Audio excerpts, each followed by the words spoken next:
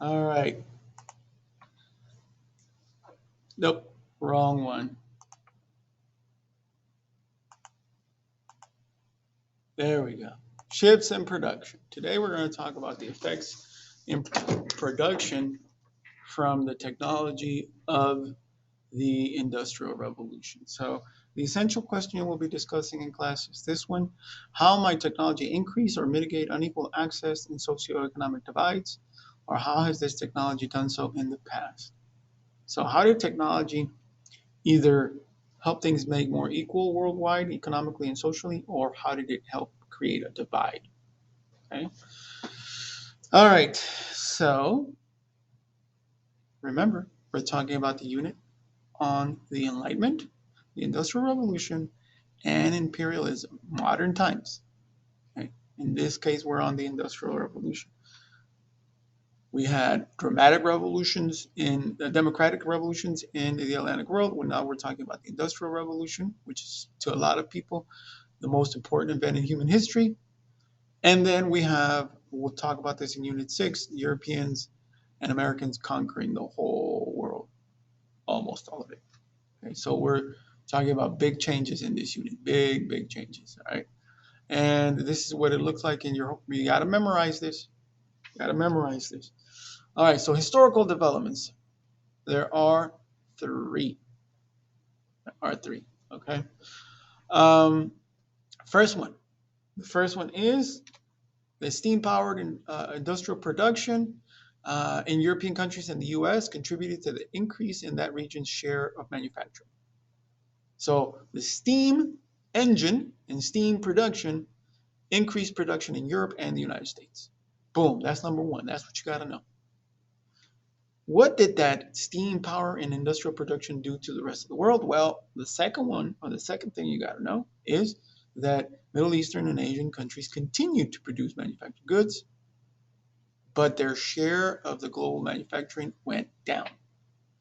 So Europe and the US, Middle East and Asian, up, down. All right. Now, what specifically, and as far as global manufacturing, what went down in these countries?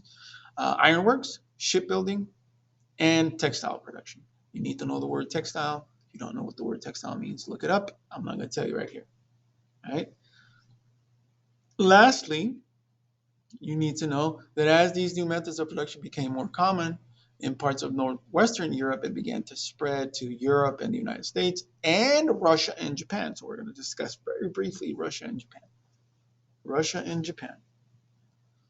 So that's in essence the gist of what you got to know. That, like I said, technology, and in this case steam-powered technology, increased or created a divide and basically made Europe, the United States, Russia, and Japan richer while making the rest of the global south poorer. That technology created a divide. So we see that here. We've seen this before, right?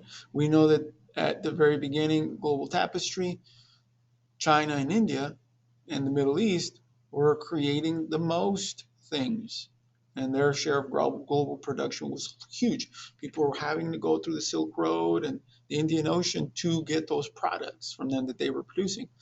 But by the time of the Industrial Revolution, we have basically different. The United States and Europe are the ones producing, while the share of global production for the rest of the world goes down. So that's what that shows. Okay, so let's begin with what happened. What was the worldwide result of that? Of these factories and this steam power production opening up in the United States, Europe, Russia, and Japan through the factory system and technology.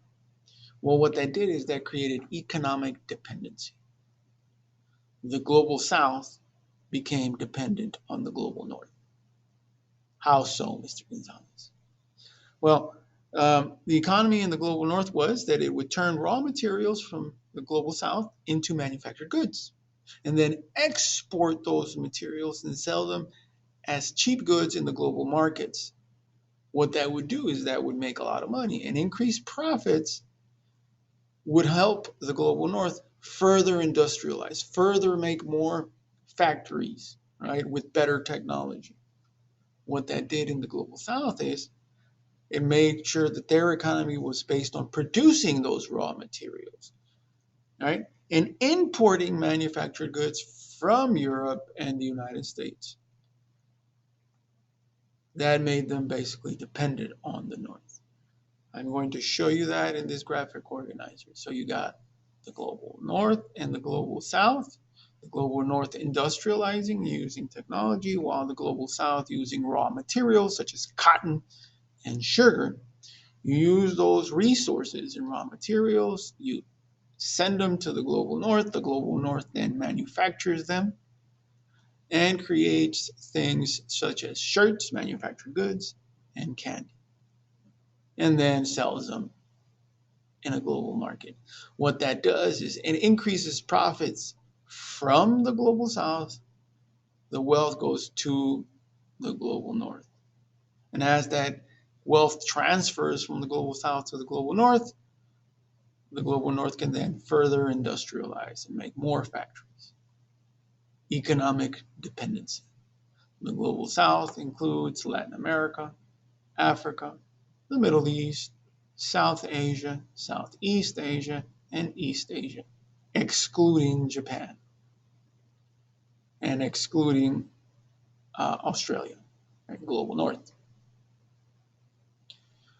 So once again, what do they want from the global south, and how does capitalism affect these areas? Now let's get a bit more specific on each region. That's big picture. Okay, that was big picture. Economic dependency. So let's start with the US and Europe, specifically Europe. We got, again, we know that the Industrial Revolution began in Britain and then it spread to Europe. It began to spread because all of these European countries had the three factors of production: land, labor, and capital. I got to put that in the slides. I should have put it in there right now. But so they got land, mainly because they can use the land from their colonies to import food. So they can use the land from Europe to make the factories. They got the labor, because they got the people, and they got the capital, okay, because of those corporations. So we got three factors of production there. Now, in France, industrialization was a bit delayed, mainly because of the French Revolution and Napoleonic Wars, but afterwards you ended up importing British laborers and technology, even though it was illegal in Britain. They made it illegal, but people left anyway. And in Germany, remember, Germany was not a country. It was politically fragmented, but then once they unified, they were able to industrialize. So it was delayed a little bit in those two countries, but then it happened. Well, there you go.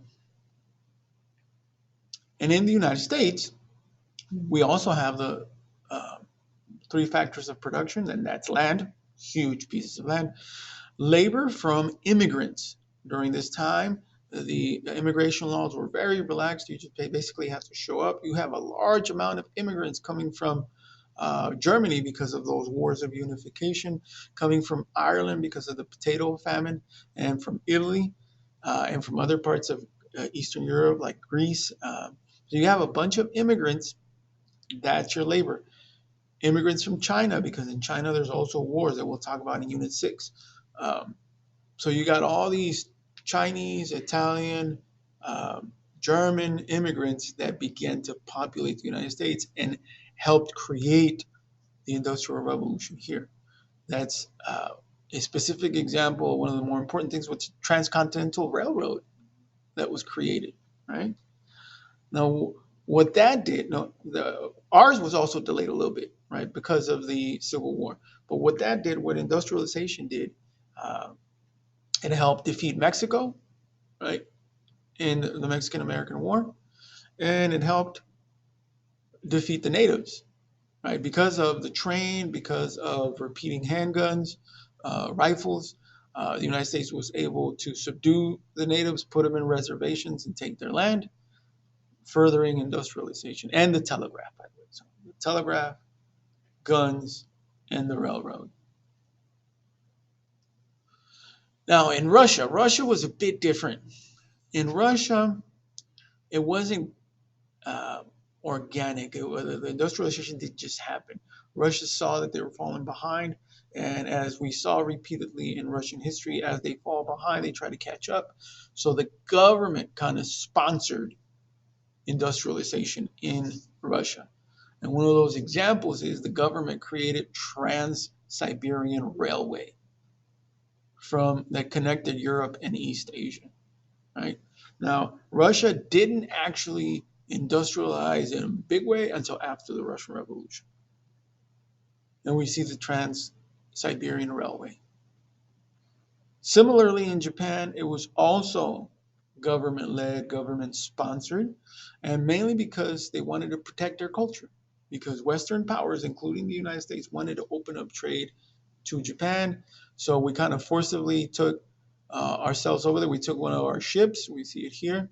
And Commodore Perry went down there and said, either you'll open up or you know what I. Now I'll explain it a little further in two more lessons. But the government there then collapsed. A new government came in, the Meiji, and they instituted the Meiji reforms, which basically allowed Japan to industrialize so they would not be taken over, because that happened in China. And again, we'll talk about that in Unit 6. Chinese were taken over. They didn't want to get taken over, so they industrialized. They adapted.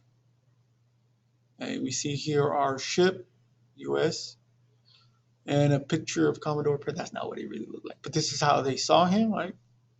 This is what he really looked like, Commodore Perry, right? So once again, Japan industrializes, and again, their industrialization was a bit more organized, so it didn't affect people in the same way that it did, say, in Europe and in the United States, specifically the working poor. So again, I'll talk about these specific Meiji reforms in another lesson, but these were it. Okay? So again, the global north and the global south. Now, how did the industrialization of that global north affect the global south? Well, in Latin America becomes banana republics. In other words, they grow cash crops to feed the United States mainly, right? Latin America did not industrialize mainly because of their wars of independence. Their economies and infrastructure was destroyed. So they just said, well, let's just focus on growing cash crops because we can do that easier, right? And in Africa, it was because of Europeans taking over, which again, we'll discuss it in the imperialism unit. So foreign investors would come in and invest in the same thing and basically making Africa grow cash crops and buy manufactured goods from Europe.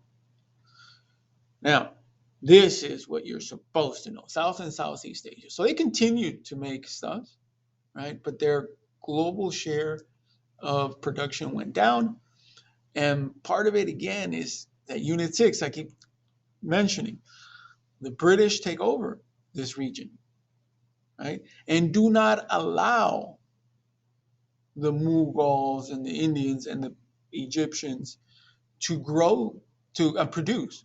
It's actually outlawed to produce textiles, cotton textiles. And it's outlawed to produce ships and ironworks, mainly because they don't want competition. They don't want competition against those factories in Europe. So to avoid the competition, you outlaw it. Outlaw the competition. You don't want them building ships because you don't want them building a navy because you want to control that. You don't want them creating anything in iron because you don't want them rebelling. So you outlawed them. So industrialization in India, similar to Africa, was stymied by Europeans. All right? So now we know. Now we know. That's it. So you got to think.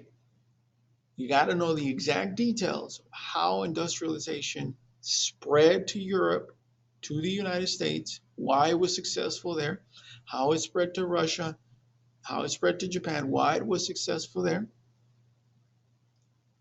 how that affected the Middle East, Asian countries, how that affected Latin America, and Africa. So that's the main idea in this lesson. Now you have an assignment. This assignment, you have, I don't know how many documents we have in that assignment. Mr. Shepard made it. It's really nice. I really like this assignment. But anyway, so you read the documents. Then you figure out which historical development it belongs in. There are several boxes that have several different historical developments. Read them all first. Read the historical developments first. And then go through the documents, read the documents, and figure out where they would belong. And then explain how that document supports that historical development. Now, after you finish doing that for all of the documents, you have thesis statements. So you have a prompt. I want you to create a thesis statement based on the documents and the question, like we practiced yesterday. And that's it. That's the assignment. Good luck.